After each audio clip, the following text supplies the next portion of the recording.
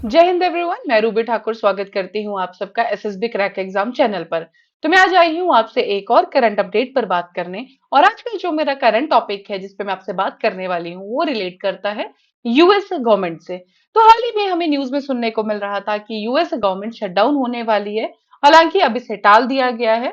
तो आज के पूरे वीडियो लेक्चर में हम जानेंगे ये शटडाउन होता क्या है, इसके पीछे के रीजंस क्या है और इस टाइम पर इन्होंने क्या सॉल्यूशन दिया है इस शटडाउन को रोकने के लिए। और सबसे बड़ी बात, कैसे इस शटडाउन से झटका मिला है, यूक्रेन को कैसे उसने अफेक्ट किया है, ये भी हम जानेंगे इस वीडियो के अंत में। तो चलिए बढ़ते हैं आगे। ये जो मैं पर्टिकुलर न्यूज आपसे डिस्कस करने आई हूँ, तो अभी कुछ टाइमों से हम न्यूज में सुन रहे थे कि जो यूएस की फेडरल गवर्नमेंट है वो शटडाउन फेज में जा सकती है। मतलब उसके जो सारे फंक्शंस या प्रोसीडिंग्स होती हैं वो सब कुछ टाइम के लिए बंद कर दी जाएंगी। और यही रीजन था जिसकी वजह से हर जगह ये न्यूज में था। तो चलिए, अभी हालांकि इसको टाल दिया गया है एक बिल पास करने की वजह से। और कौन सा बिल है, क्या है, उसके सारे फीचर्स भी हम आगे डिस्कस करेंगे।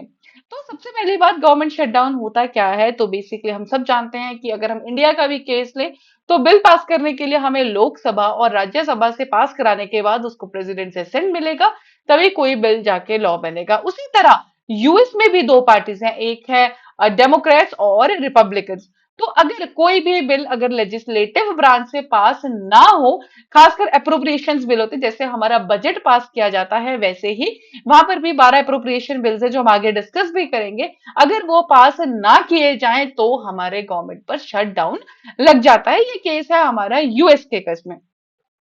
तो देखा, ऐसा नहीं है कि पहली बार ये संभावना आई थी कि यूएस में शटडाउन लगता है। इससे पहले भी काफी बार हमारे यूएस गवर्नमेंट में शटडाउन हो चुका है। जैसे कि हालांकि 2018 में ही जब ट्रंप प्रेसिडेंट थे उस टाइम पे 28 दिनों का शटडाउन लगा था। 1995 में 21 डेज का, 1978 में। तो कुल मिला के आज तक जो अराउंड 21 शटडाउन यूएस गवर्नमेंट में हो चुके हैं। तो ऐसा वहां चलता रहता है, ऐसा नहीं है कि पहली बार वहां पर ये शटडाउन होना का पॉसिबिलिटी आई थी।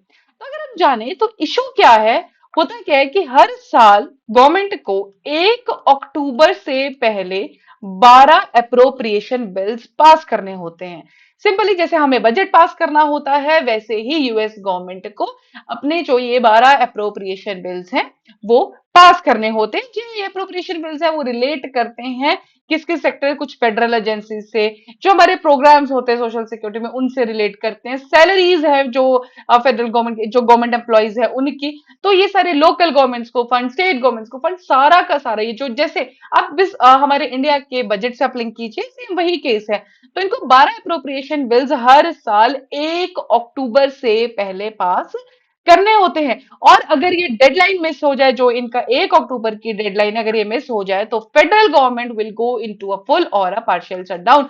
ये तो पूरी की पूरी गवर्नमेंट ही शट डाउन हो जाएगी या कुछ उसके एजेंसीज या पार्शियल शट डाउन फेज में चली जाती है। तो जो उसकी डेडलाइन है वो है हमारी अक्टूबर 1।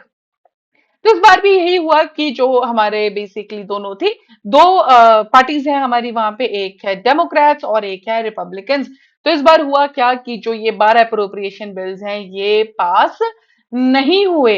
और इसी वजह से जो ये संभावना आई थी कि हमारा जो गवर्नमेंट है यूएस की वो किस में चली जाएगी, शटडाउन में। जो भी हमारे प्रेसिडेंट है जो बाइडेन, ये बिलोंग करते हैं डेमोक्रेट से। जो ट्रम्प थे वो he is from a Republican party. तो इस टाइम पे इन दोनों की आपसी सहमति ना होने की वजह से ही ये जो शटडाउन की जो कंडीशन थी ये आ चुकी थी। लेकिन देखा जाए तो इनसे जो हमारे कौन कौन से अफेक्टेड होते हैं, तो अराउंड 4 मिलियन एम्प्लॉयज अफेक्ट होंगे अगर ये गवर्नमेंट शटडाउन लग जाता। तो 4 मिलियन एम्प्लॉयज जो कि अलग अलग फेडरल सर्विसेज थे, नेशनल पार्क्स, फाइनेंशियल रेगुलेटर्स, इनको भी बंद करना पड़ता है।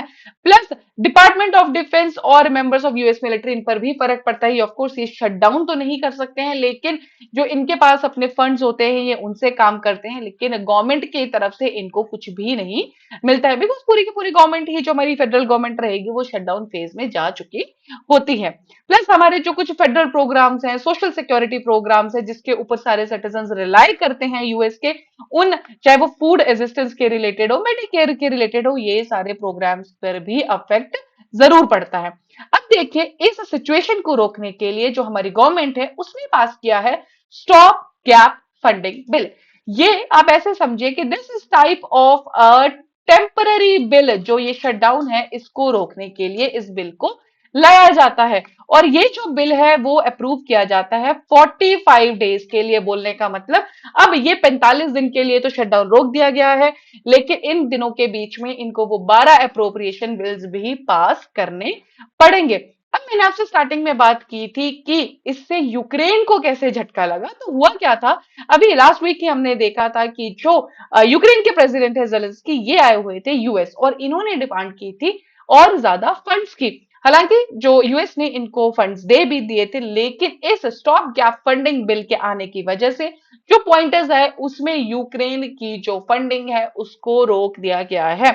इसमें उसके बारे में कोई जिक्र ही नहीं है। जो $6 बिलियन की जो एड डिस्कस हुई, हालांकि बाइडेन ने कहा है कि हम एज सून एज इसको भी अप्रूव कर देंगे, फ्लो को नहीं रोका जाएगा। लेकिन अभी यूक्रेन के लिए कंडीशन ये है कि जो अभी इन्होंने बिल पास किया उसके अंदर ये पॉइंट ऐड नहीं है। तो हो सकता है यूक्रेन ऑलरेडी काफी ज्यादा ट्रबल सिचुएशन से निकल रहा है, इस एड के रुकने की वजह से सिचुएशंस और वर्स हो सकती हैं।